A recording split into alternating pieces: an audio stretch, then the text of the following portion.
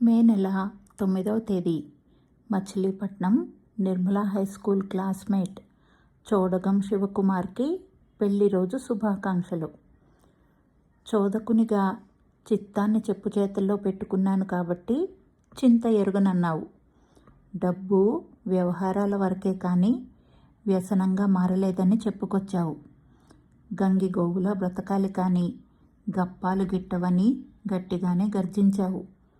శివుణ్ణి పేరులోనో శ్రీహరిని మనసులోనో నిండుగా నిలుపుకున్నానన్నావు.